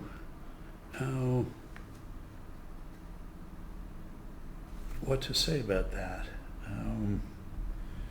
There are these global constraints that we've got to get, equivalence classes of these things. And is that just going to end up in a tiny equivalence class that has all the metaphysically equivalent sentences in it, and it sort of sits over there, and they're going to turn out not to be any terms in it, in those sentences? They're not going to have any substantial subsentential structure? Or are we in a position to say no, anything that included included sentence pairs like that wouldn't end up being a dissecting set of models? And I just don't know what happens, how that possibility would interact with the stipulations yet to come. Okay, I'm actually also not sure how bad it would be if we did say that all the necessary truths were part of some equivalence class, because... Well, I mean, we could throw them out by saying, if they're really metaphysically equivalent, then all our models have got to have those, and we throw those out. because we're only going to look at the ones that differ in, which their sets of pairs are. That might be a simple fix. That's a good thought. Okay, so we have a sort of functional analog of simple predicates. For the terms, it's a little more complicated. We got to go through some steps. We can define a set of models in our dissecting set, so it's a subset of that, for every sentence that are the models that substantively affect, the transformations of which substantively affect A. So some of the models don't pair A with anything but itself, but others of them do. In the models that pair A only with itself, the term substitutions that they implicitly endorse, which eventually we're going to have to give each of them a set of pairs of terms that this model endorses. But if A isn't involved in any non-trivial sentence pairs in some model, that's just to say that it isn't implicitly endorsing any identities involving any terms that occur in A. So we can pick out the set of models that do implicitly endorse identities involving terms that occur in A. Those are the ones that pair A with some sentence that is not A. So we can associate sentences with sets of models that non-trivially affect them. And now if you think, well, suppose we have P of A in the guiding interpretation, and we also have R of AB. Well, what will their model sets look like? Well, everything PA is going to be affected by everything that substitutes anything for the term, I should say P of T. It'll be affected by everything that implicitly endorses an identity T equals X. And in R of T prime, all those substitutions for T will still affect it. So any model that affected P of T will also affect R of T prime. So the model set of R of T prime should include the model set of P of T. We're after picking out the terms that occur in a sentence by looking at which transformations do and don't affect it.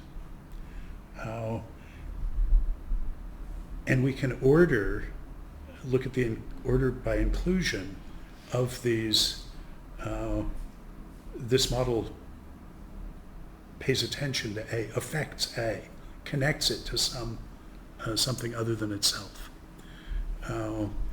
And polyadic sentences that include a term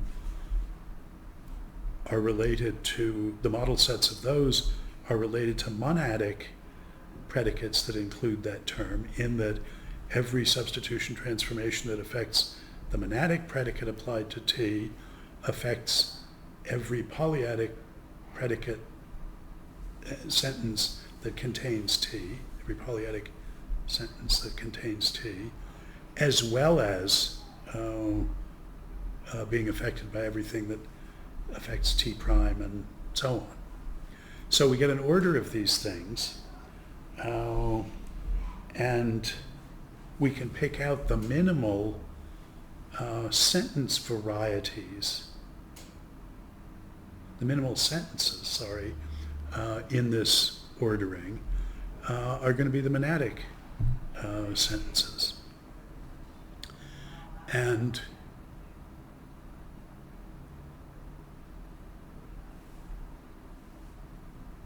we can identify a a monadic sentence variety in that all of the variants of that variety are minimal in these orderings.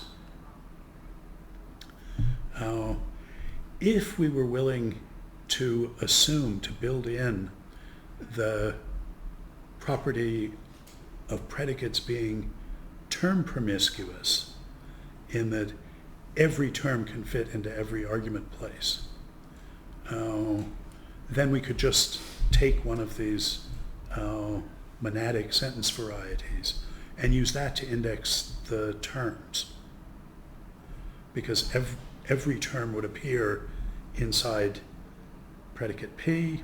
T1 does, T2 does, T3 does. That's how we get the sentence varieties there. Everyone is minimal in its order, and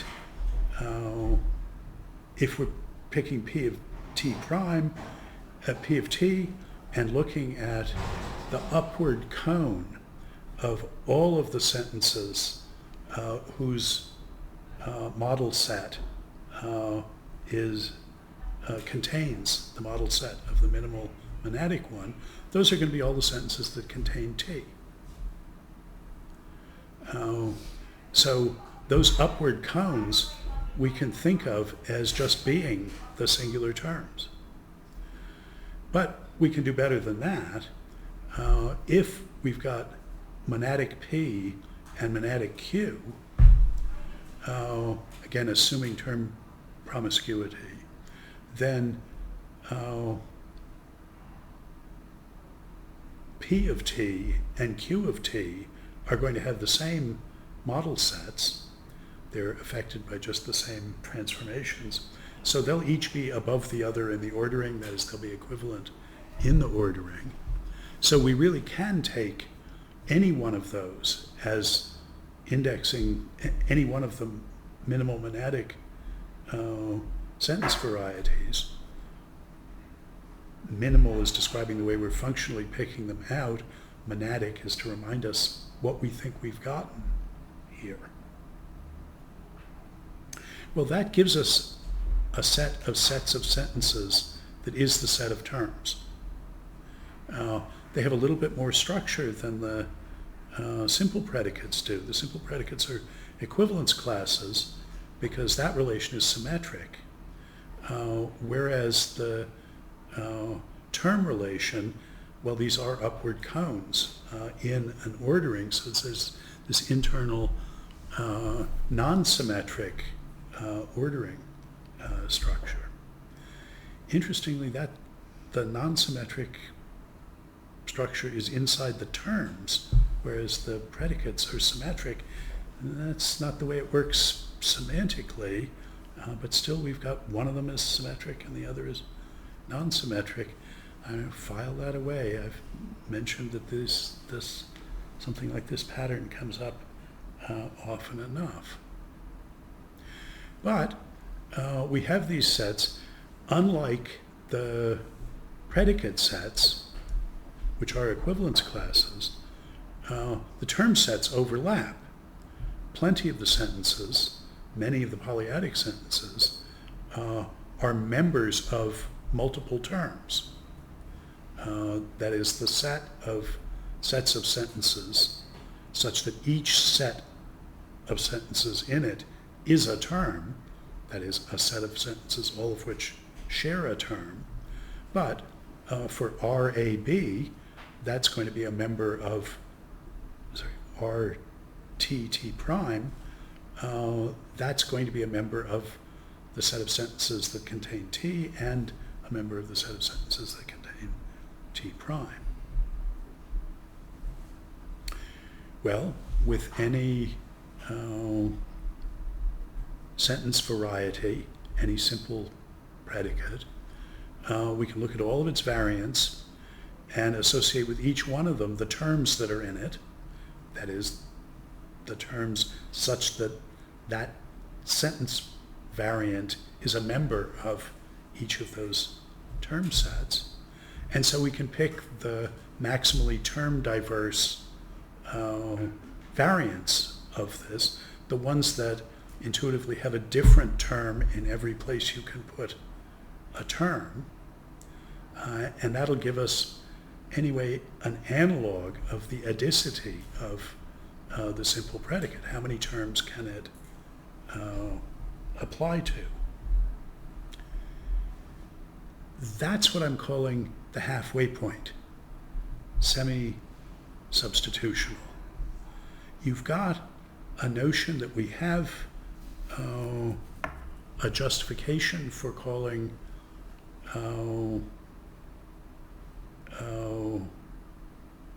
a sentence variety in the sense of a simple predicate. Simple predicates are actually parts of sentences, but we're seeing they don't have to be real parts. They just have to correspond to equivalence classes under substitution transformations.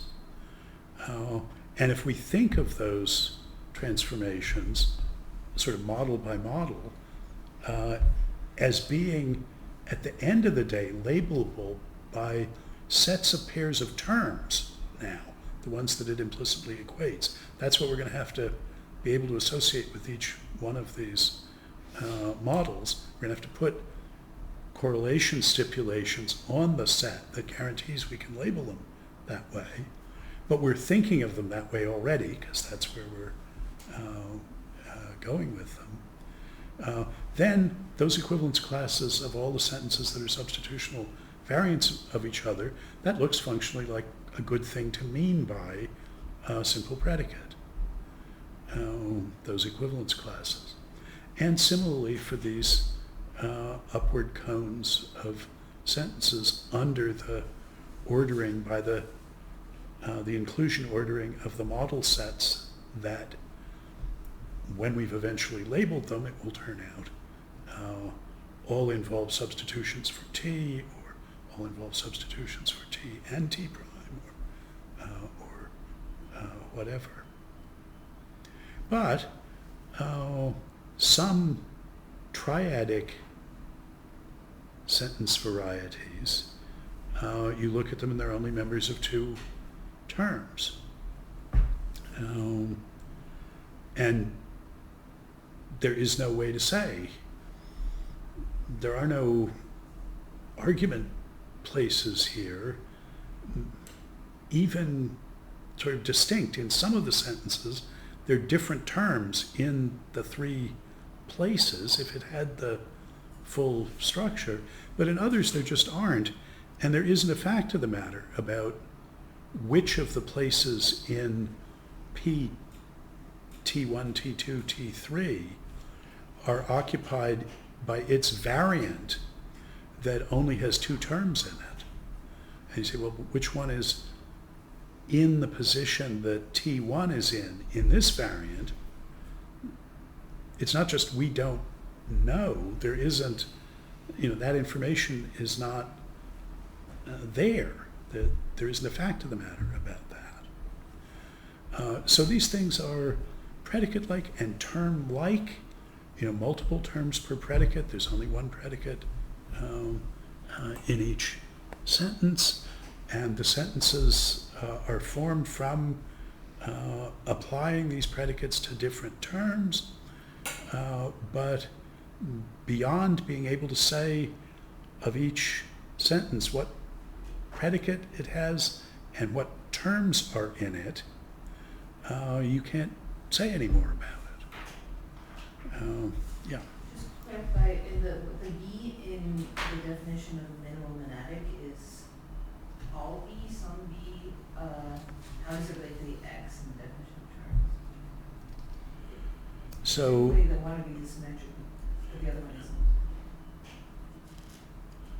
So for the ordering, that's just with particular sentences are ordered relative to the inclusions of their model sets.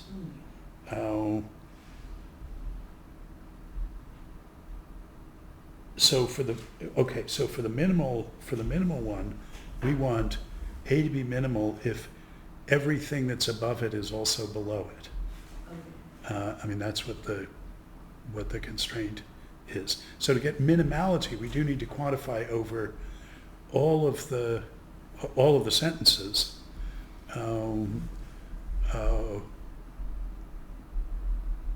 And of course, most of them, many of them are going to have model sets that are just disjoint. So, they're not in the order of this.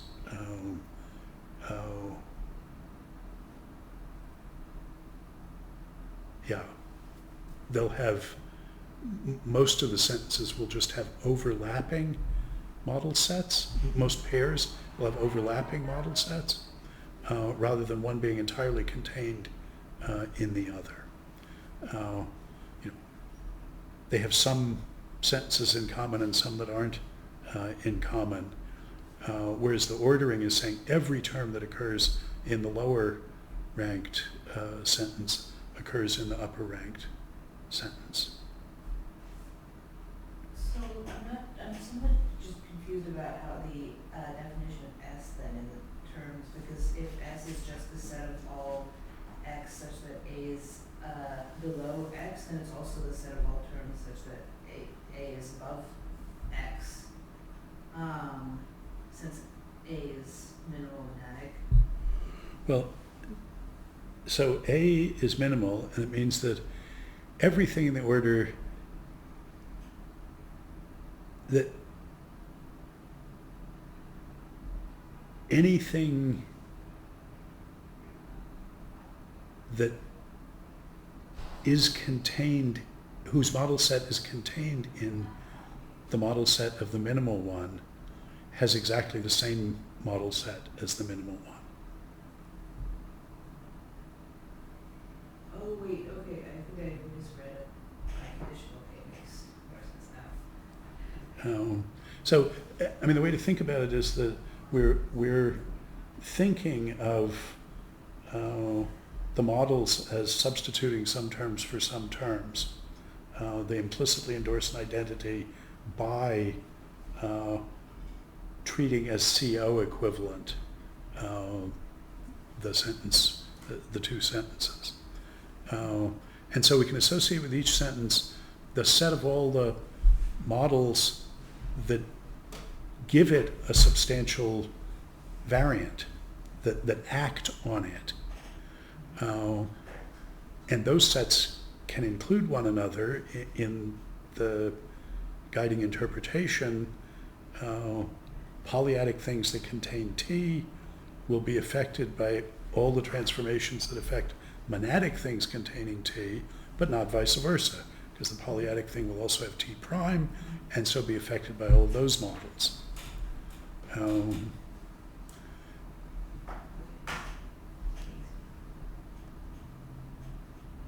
So these are predicate-like and term-like, but you cannot introduce quantifiers and identities on the basis of this.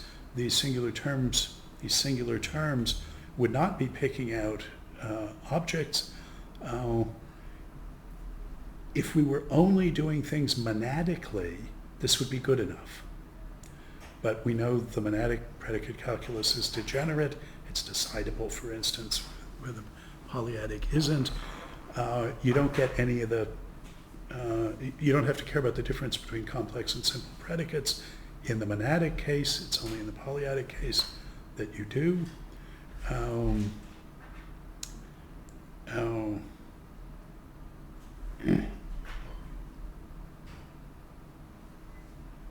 So in the polyadic case, yeah, we've got, as it were, properties.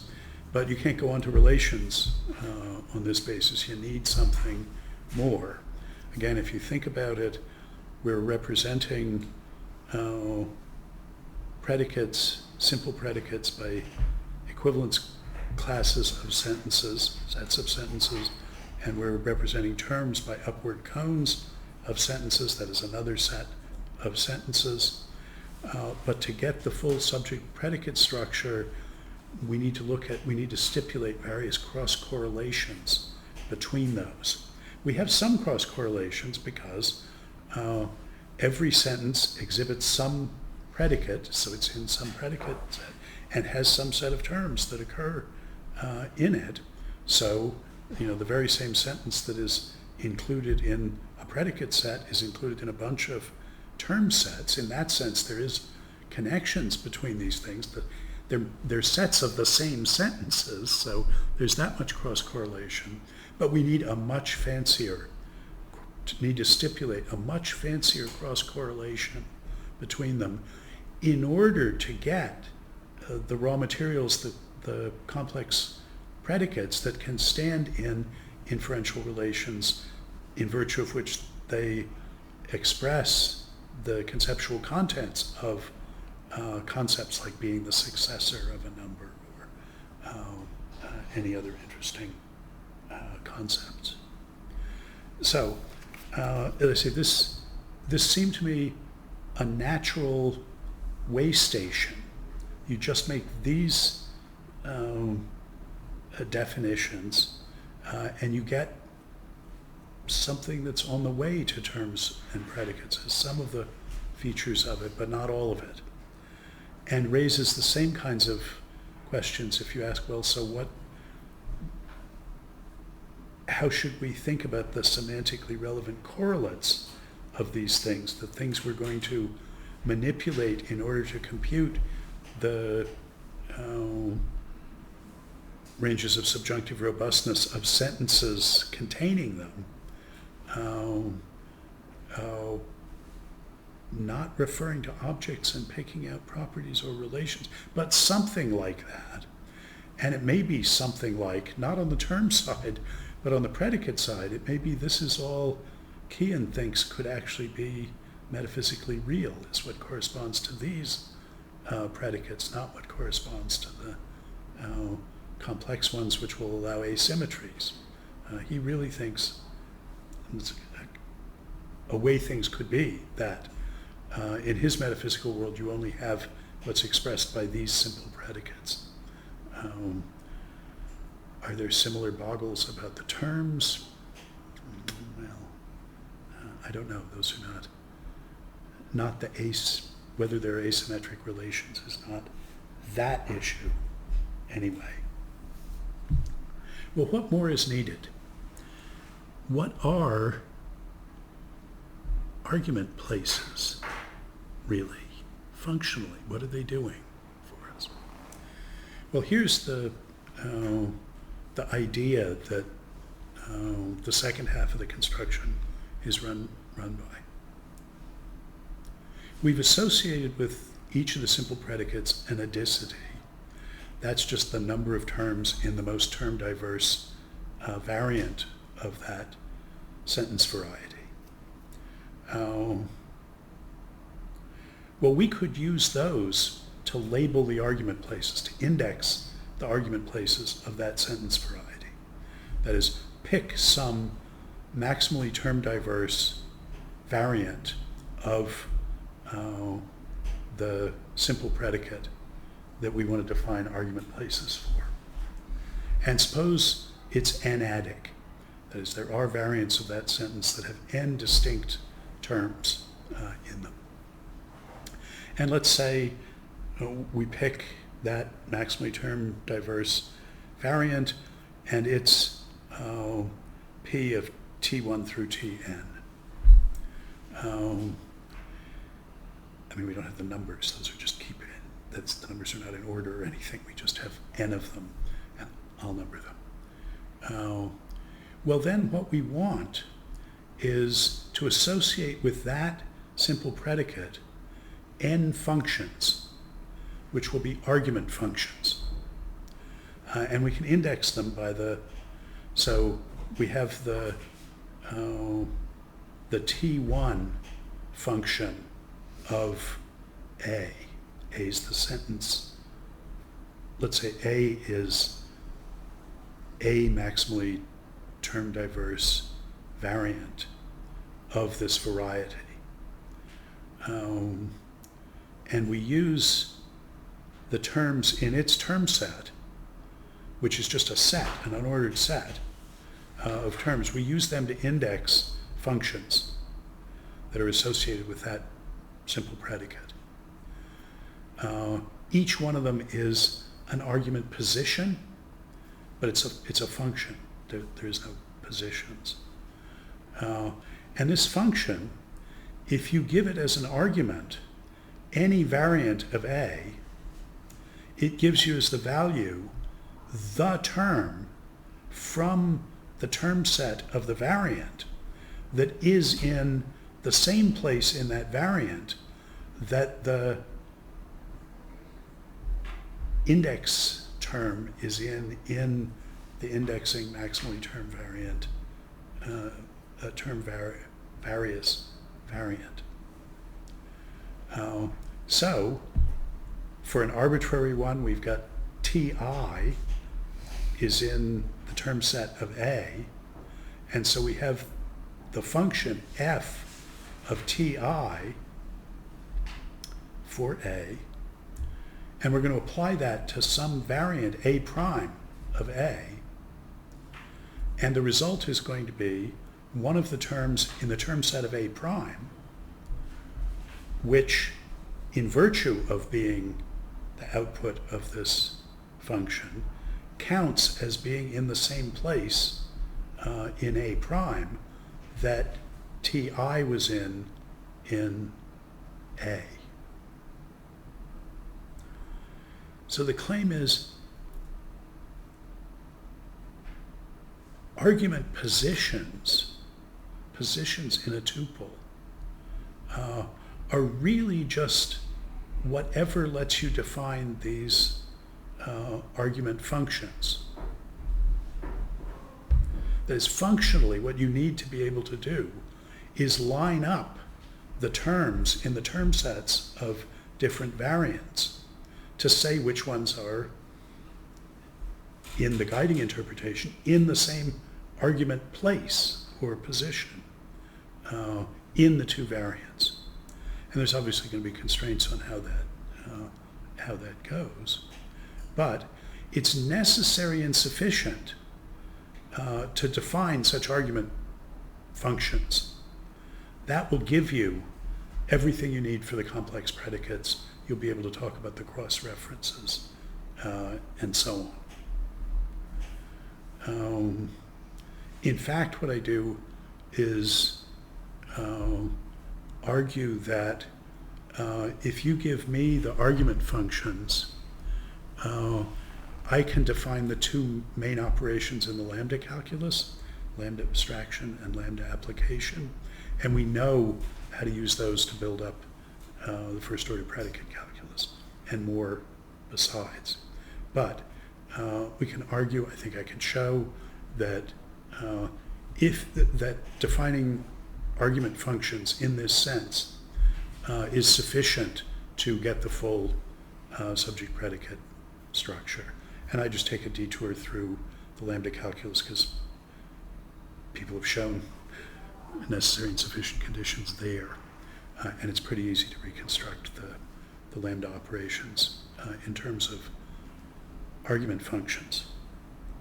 So that's the strategy, and that's the sort of conceptual philosophical lesson. What is an argument place?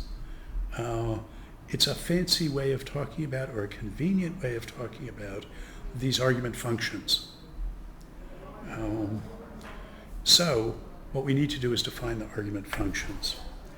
And that's not easy. It goes in stages, but I won't. Well, I can say something about it. But this is the point at which we need the big correlation stipulation. And this is at the top of page 4, that first of all, I pick out, we had an ordering on sentences by the inclusion of their model sets. We also need an ordering on models depending on how many substitutions they have. So we can pick out among the models the ones that only endorse one identity and others that will endorse that identity plus another identity. And we have to make sure that there's enough of them. I mean, in particular, we have to make sure that if there's a model that identifies T and T1, and another one that identifies T1 and T2, that there's some model that just identifies T and T2. I should say, I mentioned the term promiscuity condition, you don't need to suppose that. We can relax that condition. You don't need to suppose that every term can occur in every position, but you do need to make an assumption that there is at least one monadic predicate that every term can occur in every can occur in its only position. And similarly, we have to assume there's enough models. There must be singleton identity models for all the term pairs, but we can't sort of directly stipulate that, so we have to go around and do that. But I use the singleton identity models, and then basically it's good enough to stipulate that every other model in the dissecting set has its sentence pairs determined by its term pairs, which are always, we have a model for every union of term pairs. So every set that you can build up out of the singleton term pair models, there's a model that endorses just those identities. And that's what we do here. We're going from IDL sentence pairs to IDT singleton term pairs associated with the sentence. That is what's indexing the substitution transforms that it has. And we stipulate that the IDL set of sentence pairs can be factored as the transitive closure of the unions of the sentence pair sets of the singleton pair models from which the term pair sets are calculated. So, this is TPM 3 at the top there. The first clause says that every model in the dissecting set M has a set of term pairs that's the transitive closure of the union of some set of singleton term pairs. And the second clause says that the sentence pair set is the transitive closure of the sentence pair sets of those models. That's a very strong correlation connection. It restricts what sets can be dissecting sets of models. But you can show that it does so consistently because it works for the guiding interpretation. We can show that it's adequate to get the full subject-predicate structure because you can define argument functions from it, from which you can do lambda abstraction and lambda application. I should point out that if you start off with some set of sentences, so you've got 1 million sentences in your lexicon, there will in general be multiple competing dissecting sets that impute different subsentential structure to all the sentences, not just the sentences. All these dissecting sets have to involve all the sentences, but that decomposition carries over to the bad implications as well as to the good ones. Each one of them is imputing structure to all the sentences. But you can do that differently depending on which dissecting set of models you pick. Relative to the one, these subsentential structures are semantically significant. Relative to the other, these other subsentential structures are. Not every set suffices to, by any means, suffices to impute a subsentential structure, but we can say which ones do. And that they do then gives you a place to start and say, well, now we can have models that have the same, that are models in the same dissecting set, but differ about what the predicate-based implications are. So this one takes it that moves follows from walks, and this other one doesn't take it that that's true. So they can differ in what the implication relations among the complex predicates are, as they differ in which identities they take. The different models in the set differ in which identities hold, and so which substitution inferences are good ones, but they can also differ in what implications involving complex predicates hold in them, the ones that we would codify using quantifiers once we introduce those. So this is a plan to,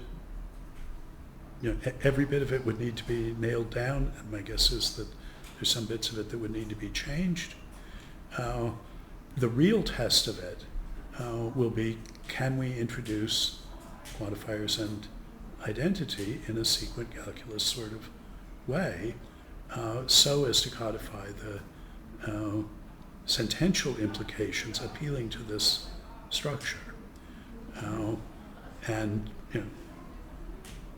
we sort of know how to do that in sequent calculi in general. It's just as you would think. The universal quantifier is a kind of generalized conjunction. The existential is a kind of universalized disjunction. But still, that all needs to be done, and the grail there will be a completeness, a soundness and completeness result for the first order predicate calculus in an extended, in an implication space semantics that does not need to be extended. Right? All the semantics is already there. It's just we will impute this structure and be able to say what various models are saying about the implication between these predicates. So this is a new adventure in inferentialism, and we don't know how to do all of it. There's a task there to be done. There's a project there to be done, but we're also not clueless. As I said, I'm presenting a determinate structure here. At least I think the semi-substitutional halfway point and the strategy of defining argument functions. I think those will carry us through. The idea of moving from sentence pairs to associated with models to assigning term pairs associated with models, and that to do that you need to use the models to rank the sentences and then use the sentences to rank the models. That feature of this construction, I think, you're going to have to do it that way in general. But sort of more specifically, this is an ugly construction. My teacher, Paul Benassarov, criticized one of my proofs once. I said, no, this proof works. And he said, yes, and you can kill an elephant by stopping up its pores one by one. He'll be dead, but that's not the way to do it. And this is still at the stopping up its pores phase of the construction. As I say, what we find conceptually enlightening about this remains to be seen. Okay, well, if none of this stuff strikes a spark for you, in some sense, lucky you, because there's a mess here.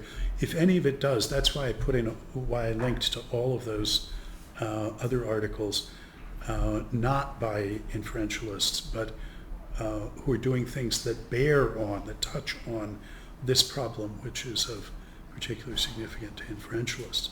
But if a spark is struck for you, all the other stuff we've said at the sentential level still goes through, and it's okay just to be agnostic about the subsentential level. But I hope the intermediate case, the connection with metaphysical worries about what in the world corresponds to or is represented by argument places that they have. well, you see my saying these are really think about argument functions and so on. This is demystifying the things that are boggling the metaphysical imaginations of Kit Fine and Candor here. I think we're going to figure it out from the side of sentences, not from the side of facts. But let's just figure it out. Okay, it's a holiday next week. Last class 2 weeks from now. We'll talk about anaphora and token repeatability structures, and I'll try and do some sort of concluding pulling together. Okay, thank you. Be well and happy holidays.